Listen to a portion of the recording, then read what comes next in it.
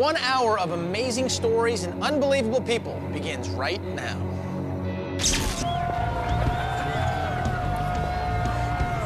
Hey, Kelly Packard here at Ripley's in Hollywood, where police have shut down the street. The audience right behind me is waiting with anticipation. That's because I'm here with Ken Richmond, who is just moments away from attempting something truly unbelievable. This construction worker from South Bend, Indiana, is going to attempt to stop a cannonball with his stomach. Have you done this before? Never. This is the first time. What makes you think you're not going to get hurt? Well, I'm confident. I'm ready for this. All right, well, talk me through this, because I'm not so sure how it's going to go. Tell me about this cannon. We're going to load up this very big cannon, very powerful, with a cannonball. I'm going to stand in front of it and going to get shot. Okay, well, can we do a test to make sure everything's going to go okay? Yeah, you better wear these. Okay. All right, talk us through this as we do it so that we're on the same page. Well, we want to make sure that we're accurate, everything's working okay, so we're just going to blast in here and let's see how it goes. All right, well, let's do the test. You ready? Let's do it. 5, 4, 3, 2, 1. Okay, my eyes were shut. I didn't see where it hit, but hopefully it'll hit where your stomach was. Yeah, I closed mine too. I hope so. Okay, well, what happens if it's off a little bit? That's really scary. Well, it can't be off. It has to be absolutely perfect. We can't have it too high or I get a little problem. We can't have it too low. All right, I'm so nervous, but if you're ready, I'm ready. Let's do it. Okay, Ken, while they're resetting, you have to tell me, what are you thinking right now? What's going on in your head? I try thinking nothing, absolutely nothing. Don't want to think and then try to react. Okay, well, I gotta know something though. How do I know you don't got like a steel plate in here or something? You know, that's a real good question. Tell you what, how about if we do it without a shirt? Works for me. Okay. Are you ready to do this? Are you sure you want to do this? I'm ready. All right, then get in there before you change your mind. All right, I'll be cheering you on. Okay, audience, he needs all the moral support he can get. I need you to help me count down, okay? Are you ready? Okay, from 10. 10, 9, 8, 7, 6, 5, 4, 3, 2, 1. Oh my gosh! Ken, are you okay?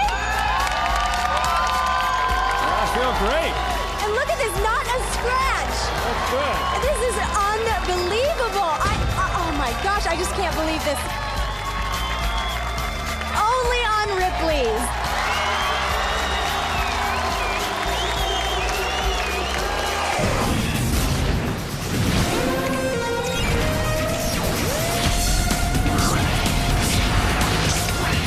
Tonight on Ripley's, Daredevil Dirk Auer will do anything to become the world's fastest inline skater. Now, he's about to hook himself to a helicopter and risk being ripped apart to experience the ultimate rush. Don't miss the electrifying outcome in tonight's Ripley's Challenge. Our world tour makes a pit stop in Mumbai, India, and discovers a clan that drinks straight from the cow. But it isn't milk they're drinking. I have been consuming the cow urine for many, many years today.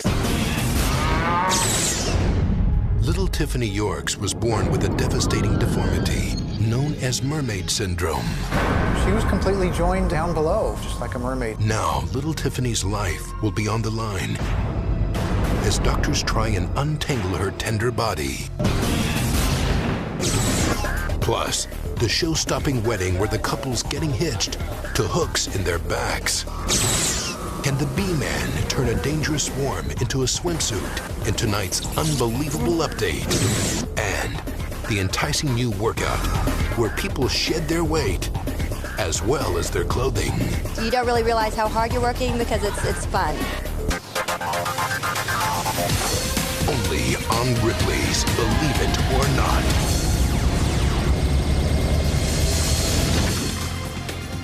The thing about Ripley's is that no matter how unbelievable a story may sound, our goal is to make the impossible possible. Here's the scenario. An inline skater, a helicopter, and a tow rope. Watch this. just moments, Daredevil Dirk Auer will take the ride of his life, attempting to hit potentially deadly speeds on inline skates. And believe it or not, he'll be the first person ever to try it while being dragged behind a helicopter. Dirk lives in Frankfurt, Germany, and when he isn't spending time with his girlfriend, he can be found fueling his need for speed,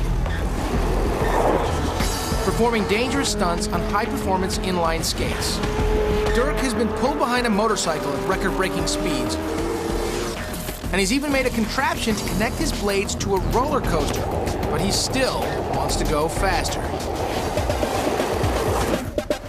Today at a small airfield in Germany, Dirk is trying to make history. For the first time ever, using a helicopter to pull him along, he's attempting to travel at lethal speeds on these specially designed inline skates. Ich möchte Aufnahmen machen wie beim Wasserski, sich richtig schön reinlegen, Beschleunigung haben, schauen, wie schnell wir fahren können, vielleicht 150, 170 km. But there are definitely dangers involved in attempting such an unbelievable feat. Even wearing every available piece of safety gear, a crash at these speeds can be deadly. Any bump in the road could send Dirk flying face first into the asphalt. After a quick pre-flight inspection of the helicopter and tow rope, the pilot is ready. As the chopper moves into position, Dirk secures an electronic earpiece that will keep him in touch with the pilot. After a quick safety check, Dirk is ready to go. He signals the pilot, and they're off, racing toward the end of the runway. But right away, something's wrong. The pilot pulls up and Dirk goes flying 30 feet into the air. Then the line begins to pull Dirk up again, but this time he lets go and falls, somersaulting into the asphalt. A communication problem that could have proven disastrous. Zu laut, hört mich überhaupt nicht mehr. Ich kann dann reinschreien, wie ich will, hört mich nicht. Ja? Deswegen, das müssen wir jetzt ändern. With the microphone fixed, Dirk is off again. But his second attempt is just as painful as the first. It's not long before Dirk's body is slammed once again into the ground. Battered and bruised, he's willing to give it one more try. Oh, die arme Handschuhe, guck mal hier. Dirk takes off on run number 3 and begins to pick up speed. Soon he's going 50 miles an hour.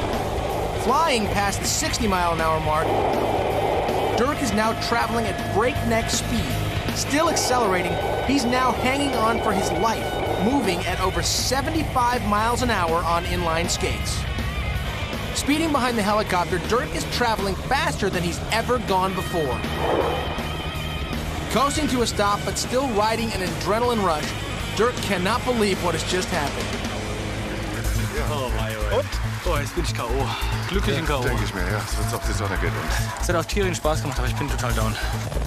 He's done it. With a final confirmed speed of 78 miles per hour, Dirk Auer successfully blows past tonight's Ripley's Challenge. Dirk would like to go back and attempt rollerblading on a roller coaster, but no amusement park will allow him on their tracks. Some nonsense about insurance. Now, when little Laura Buxton tied a note with her name and address to a balloon like this, she was hoping to find a pen pal. Well, just over a week later, somebody did write back to her, but the 5th grader couldn't believe her eyes when the letter was addressed to Laura Buxton from Laura Buxton.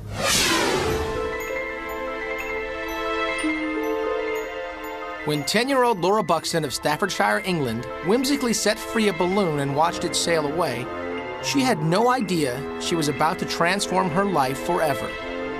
Because miles and miles away, against the most unimaginable odds, this solitary, lofty balloon would set in motion a chain of events so strange, it's even difficult for those involved to believe.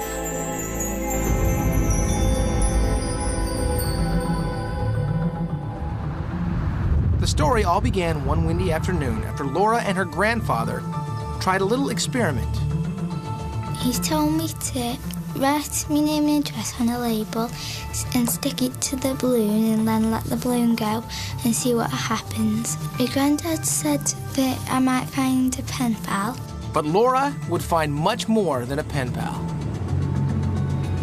Somehow the balloon had sailed across the skies of England for 7 days and 400 miles before touching down in this little girl's backyard. And believe it or not, her name was also Laura Buxton. What's this? Incredibly, besides having the same name, this Laura Buxton was also 10 years old. But that was only the beginning of the mysterious similarities. The tag said, please write to Laura Buxton. And I thought that was really weird because it's the same name as me. Once the unbelievable findings set in, Laura number 2 wrote to Laura number 1. But when the first Laura got the letter, she had a hard time convincing her parents that this was not a joke. She opened the envelope and came rushing upstairs, extremely excited, saying the balloon had come back to her from Laura Buxton. And we actually stood arguing for a couple of minutes because I was trying to tell her that the balloon had come to Laura Buxton. And she was basically stamping her feet and saying, no, it had come from Laura Buxton. The letter contained Laura number 2's phone number. But just who was this other Laura Buxton? Laura number 1 had to investigate immediately. She called. Within minutes, the two Lauras had bonded over the phone. Today, brought together by Ripley's, the girls have much more in common than they realized. This back-to-back shot of the girls shows that they're the same height and the same build, and they have the same eye color. Remarkably, they also both have 3-year-old black Labradors. But that's not all. They also each have a pet rabbit and a guinea pig. And if that's not enough, the two are also avid swimmers. Peculiar similarities that aren't lost on their parents, who, incidentally, were both married the same year. I think the girls are quite similar. They're both quite placid, gentle-natured, very polite and friendly. These days, the girls keep in touch with weekly letters, and when the two new friends visit, they can chat for hours about the truly strange and unbelievable way that destiny and one glistening golden balloon brought them together. I feel special. I feel like God chose me to find a friend that's got the same name as me. We'll probably be friends for a long time.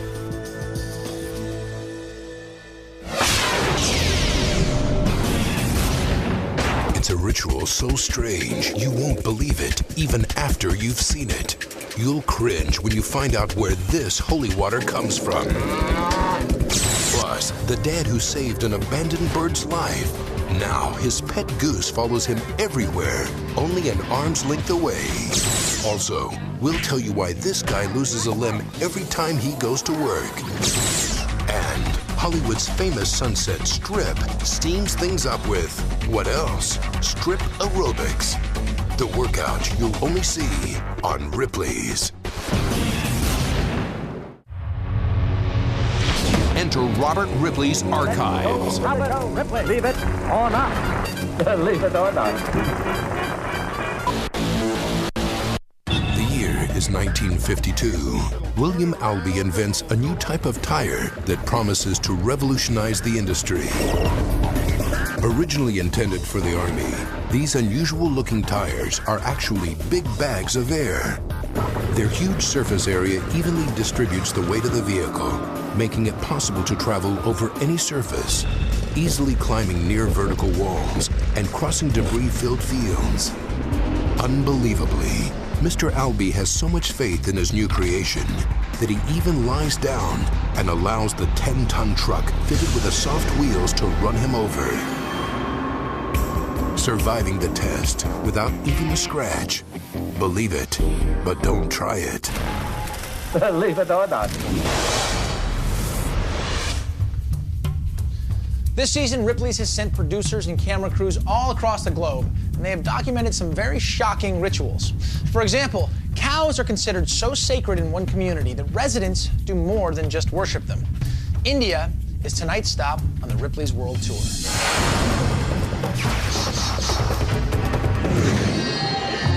India is a country rich in culture and tradition. And although India is changing, one thing remains the same. The cow is sacred.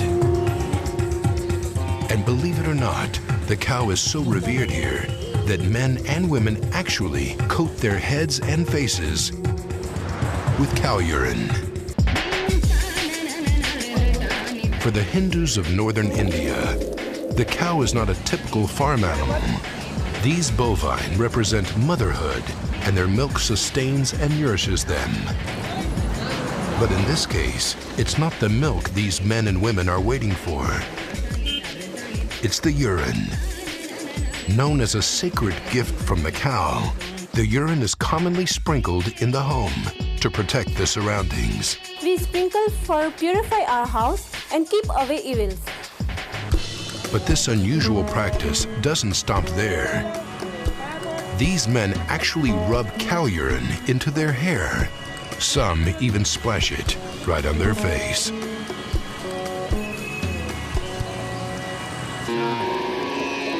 I begin my day with splashing some of it in my eyes, my head, and consuming a little. It is, one of the finest drinks one can have. And this extreme form of worshiping is not a passing fad. It's been around for centuries. I have been consuming the cow urine for many, many years today.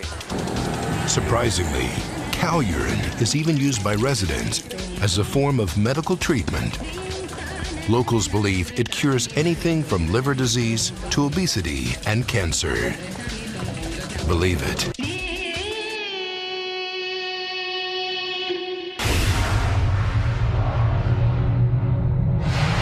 As a kid, Dave Smith was fascinated with Hollywood action films, and he always wanted to be a stuntman when he grew up. Well, sure enough, he got what he wanted, and today he makes a living getting his arm blown off. Again, and again, and again. Dave Smith loves his job, even though he almost always loses a limb every time he goes to work. But don't worry, that's not Dave's real arm. Believe it or not, Dave is legendary as Hollywood's very first one-armed stuntman. I like when the stunt is completed and it's done good. And you get that praise from people going, good job, man, that looked cool. That, to me, is a rush. Dave was born with a birth defect, a partially deformed left arm. And though it was tough growing up different, his family was always there to help, especially his dad. I mean, we got pictures of me, and I'm holding it. And my dad was always saying, don't hold your arm, don't put your arm in your pocket, and you have nothing to be ashamed about. Believing he could accomplish anything, Dave set his sights on a career in show business. But work for a one-armed actor was hard to find. When I moved to Hollywood to be an actor, agents used to say, you'll never get an acting job with one arm, you're not even that cute. Still, Dave was not the type to give up. And in 1980, he got his chance. A sci-fi movie needed a stuntman with special abilities. The producers are going, wow, there's no one-armed stunt guys. How are we going to do this? So I said, hey, I was always very physical as a kid, athletic, and so I said, I'll do them. Since then, he's appeared in over 50 feature films. That's Dave having his arm hacked off and taking a fall dressed as the alien in Predator 2. Along with his talented team of riggers, Dave makes losing a limb look easy. In this Ripley's exclusive, he uses his fake arm, explosive charges, and fake blood packets called squibs to show how he simulates a shotgun blast.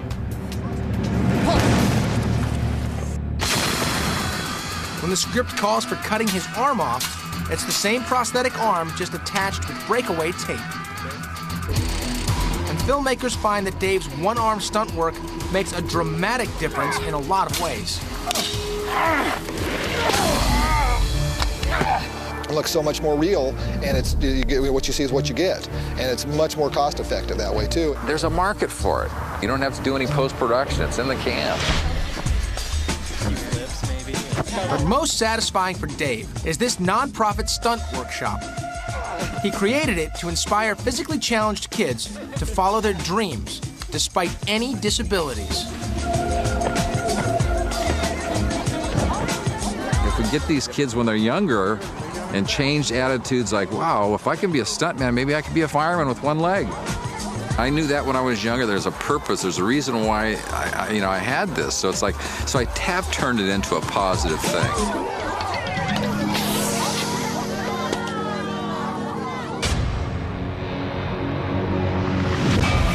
Surgeons fight to pull off an impossible operation.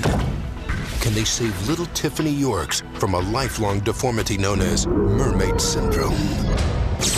Plus, the interactive car of the future that reacts to your every mood. Also, a brave couple hangs by their flesh for an unbelievable act of matrimony. And some people will do anything for fashion. Can this woman endure thousands of biting, tearing insects while trying to create the world's first bee bikini? Those stories and more straight ahead on Ripley's. Oh, I got stuff. Ripley's world of unbelievable animals.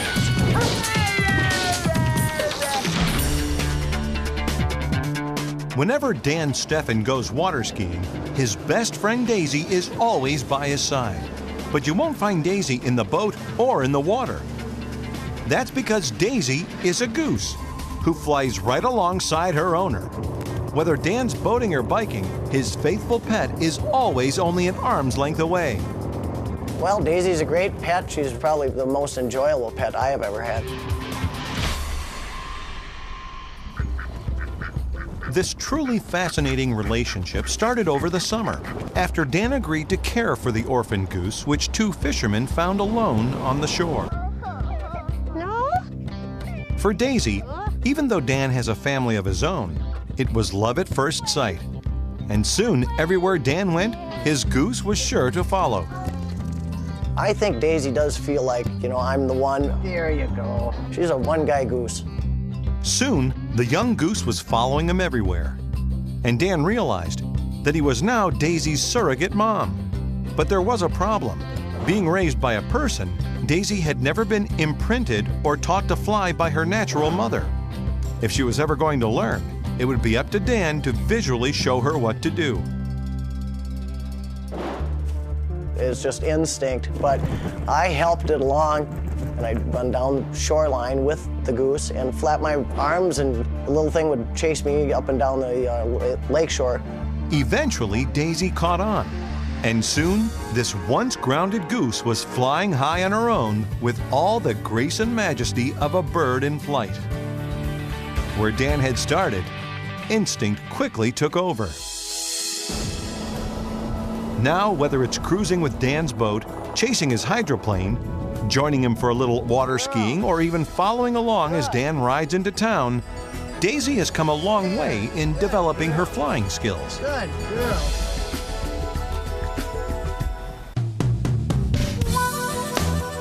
And though she's free to come and go as she pleases, after a year and a half of bonding with Dan, Daisy seems to be content right by his side. Daisy's intrigued by other geese, and she has seen other geese, but she wouldn't leave because this is, this is her home too.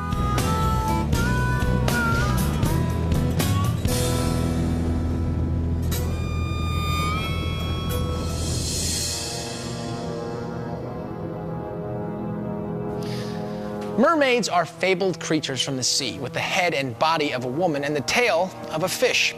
Though mermaids are not real, what's called mermaid syndrome is. And the reality of the condition is far from being considered a fantasy. When Jane Cliven heard she was about to become the grandmother of a baby girl named Tiffany, she was overjoyed. I was very happy, but I had no idea what was in store. Before long, it became clear that something was very wrong with the unborn infant. After an agonizing 72 hours of labor, little Tiffany Yorks was born. The source of the problem was tragically obvious. Tiffany had the extremely rare and deadly condition known as mermaid syndrome. With this congenital disorder, which is also called cyrinomyelia, babies are born with numerous problems, not the least of which are legs fused from the hip down to the ankles. She was completely joined down below. It was one lower extremity, just like a mermaid, and the feet were separate and went off to the side. It was quite a sight. And although in previous cases corrective surgery has always been fatal, doctors at the Shriners Hospital in Tampa, Florida, decide to attempt the risky procedure. We had experience in similar conditions, but nothing like this. When Tiffany is only 20 days old, doctors begin the first of many complicated surgeries to separate her legs. First, the heels are parted. Knowing one wrong move could result in paralysis, amputation, hemorrhaging, or even death. The surgeons slowly work their way up the legs, dividing skin, muscles, and blood vessels. Against all odds, Tiffany endures 13 complicated surgeries, all by the age of 3. Shocking doctors by simply surviving. And then, amazingly, Tiffany proceeds to stun the medical world and actually take her first steps. She walked clear across. I says, I'll be a son of a gun. Look at that, she walked. Though Tiffany could now walk, the little girl still had a tough road ahead. Her legs were still very fragile, and even a twisted ankle could have tragic consequences. Today, Tiffany is 13 years old and lives in Florida. I love my life here. I can't imagine being anywhere else. And while Tiffany's spirits are high, unfortunately, after walking on her own for years, Tiffany's recently suffered another temporary setback after a fall caused one of her frail legs to snap. Although Tiffany's forced to use crutches for now, this middle school student lives the life of a normal teenager, hanging out with her friends and even swimming. I don't really think my life is different from other people. I can do pretty much what anybody else can do, only at times I can do it better. Having survived numerous operations that others haven't survived has motivated Tiffany, now more than ever, to live her life to the fullest and inspire others to do the same. I tell my friends at Shriners Hospital they're sad about they have to get surgery or something, and I say, don't let it get you down. You'll be okay, you'll grow up, and we'll go do something when we grow up. When we're 18, we'll go somewhere.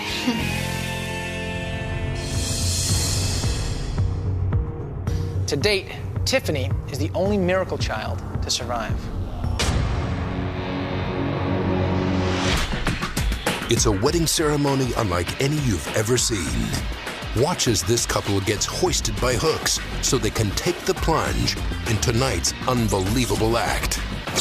Plus, the risque aerobics class guaranteed to raise more than your heart rate. And the unique bikini that promises to be all the buzz, because these people are trying to make it entirely out of living bees. She may accidentally make some wrong moves, and if she does that, she will get stung. Ripley's will be right back.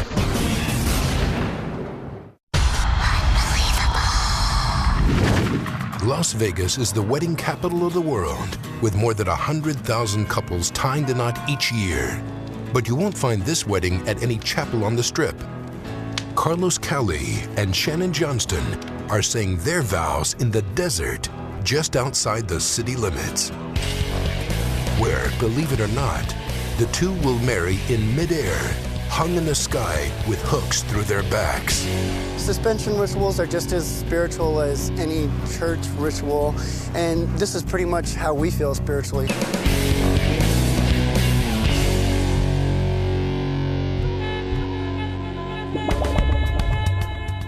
Carlos and Shannon began dating on New Year's Day in 1999.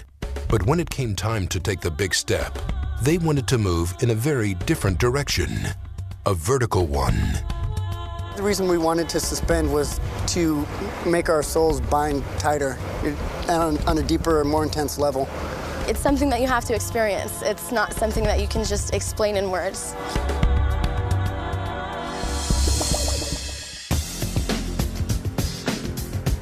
The wedding day begins with Carlos and Shannon's friends building scaffolding that will become the wedding pit.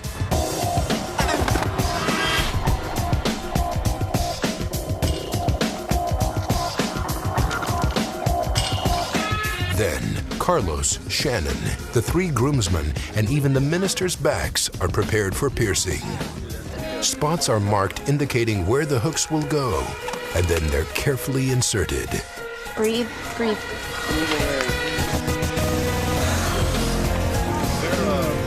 With the hooks in place, this avant-garde couple attach themselves to a pulley system, which is connected at the other end to hooks in the groomsmen's backs. The men pull, then painfully and tediously, the couple is slowly hoisted into the air.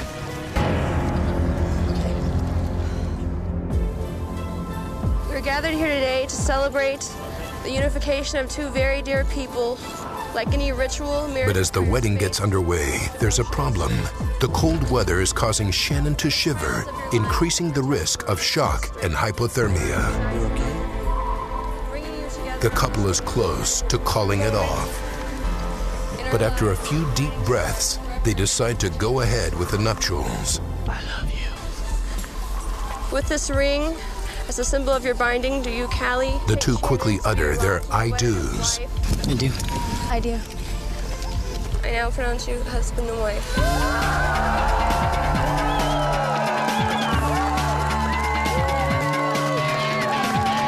With their one-of-a-kind suspension wedding complete, Carlos and Shannon know firsthand, sometimes love hurts. The greatest sensation was holding Shannon's hand and looking at her face and knowing that she loved me.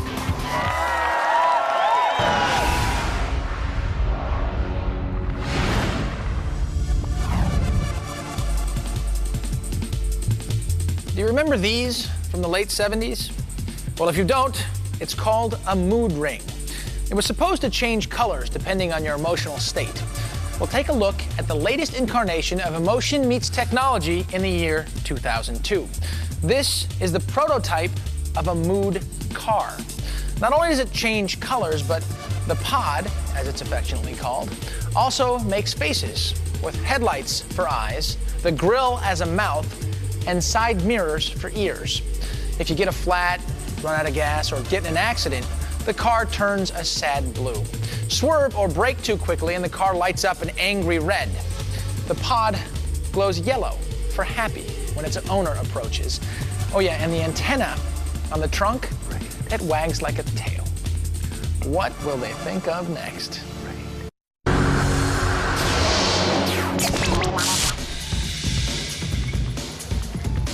Norm Gary has unlocked the secret to controlling bees, thousands of bees. He's so confident of his ability that he will attempt to make a living bee bikini.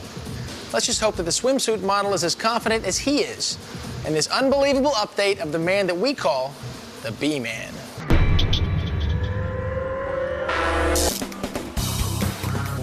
When he's not at work, you'd never know Norm Gary has a one-of-a-kind talent. But he's called the Bee Man for good reasons. Thousands of them. Because Norm has the amazing ability to control bees. I think I was recognized as a bee guy probably about 30 years ago. And in a dangerous demonstration of bee control, Norm will attempt to redirect an entire swarm onto this model's exposed flesh, forming a living bee bikini.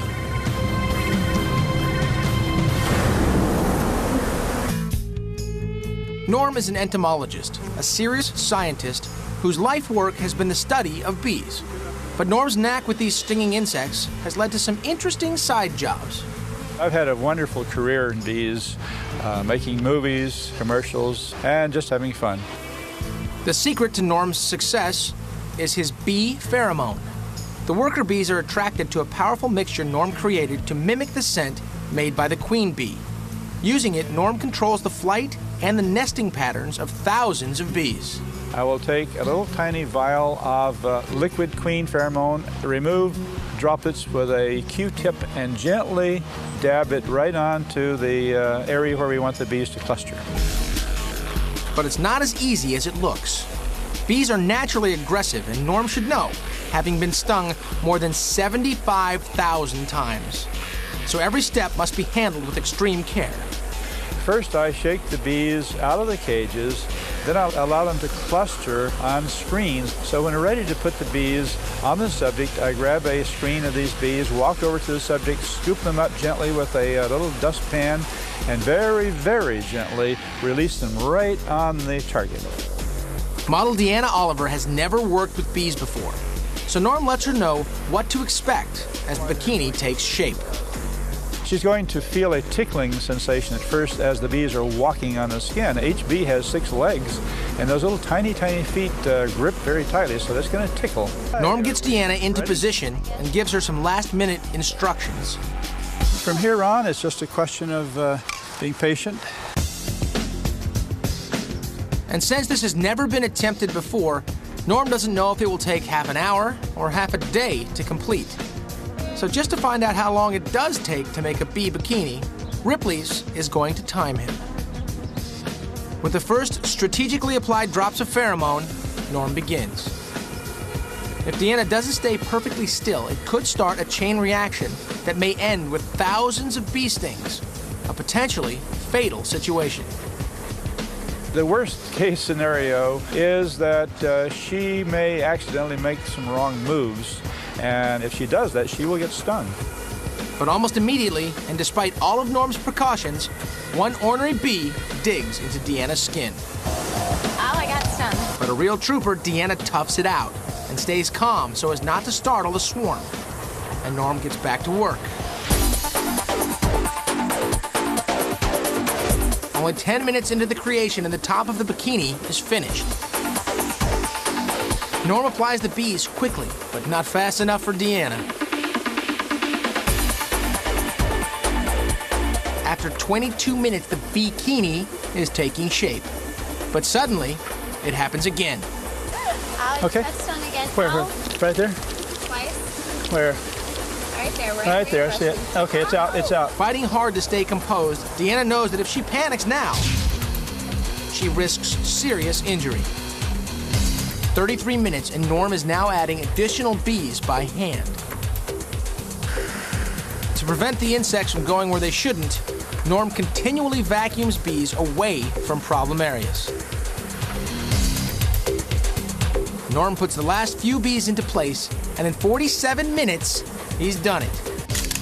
With a total of more than 16,000 bees, Norm Gary completes the world's first living bee bikini. But there is still one obstacle left before they can call it a day, and that's taking the bees off. First, Norm lightly sedates the bees with smoke. Then he has to use the vacuum skillfully, or they may get annoyed and start stinging. With the last bees removed, no one is happier than Deanna. I didn't think about it too much before we were starting to film, and then I started freaking out. Towards the very end, I was really ready for the bees to be off of me.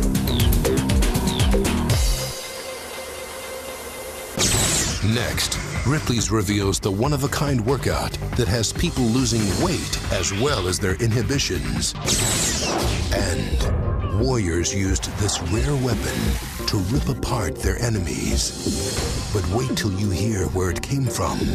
Its bloody secrets surface when we journey into the Ripley's vault. Next.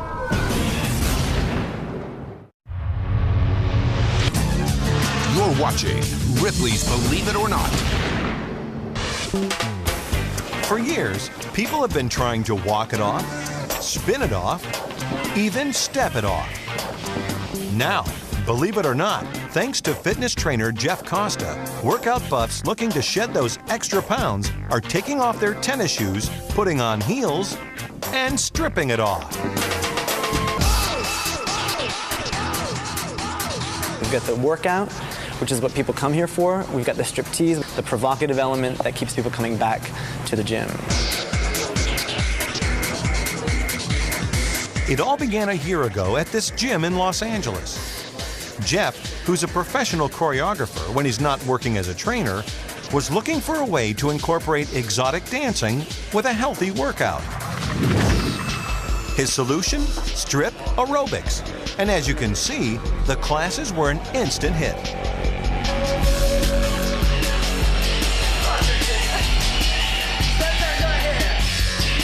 Men and women work out together during the 1-hour routine. Amazingly, the stripping method is perfect for working problem spots like the stomach and thighs.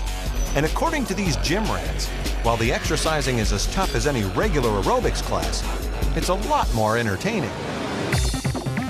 It's a workout class where you're working, but you don't really realize how hard you're working because it's fun. Jeff's careful to warn newcomers there's no nudity allowed. And although shedding inhibitions while shedding pounds isn't for everyone, at least for these fitness fanatics, it seems to be working. Cardio striptease is about having fun in every age group, from 20-something beautiful people to some people in their 70s come here to class. It's definitely for everybody.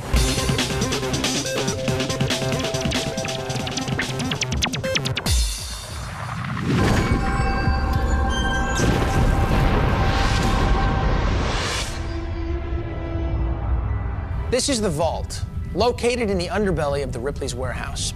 The objects you find here are not always what they first appear to be. Take this, for example.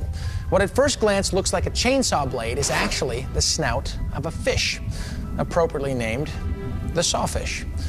This predator thrashes this toothy snout from side to side, slashing and wounding its prey. The natives of the South Sea island of Borneo observed this effective killing tool in action, and they used it successfully to fight in hand-to-hand combat. Unbelievable?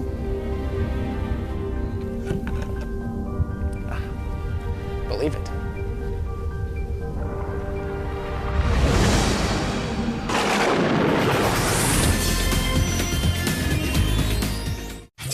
We're here. Tonight. Ben, what are you... These things attacked me. Enough! Evil. There's something in my house. Makes a house call. Kristen Stewart, The Messengers. Tonight at 7. Only on Chiller. Scary Good. They say the Ripper weighs 3,000 pounds. Let's go kill ourselves a legend. That'll do, pig. What the? That'll do. How does it feel to be so low on the food chain? Pig Hunt. Premieres Friday at 9. Only on Chiller.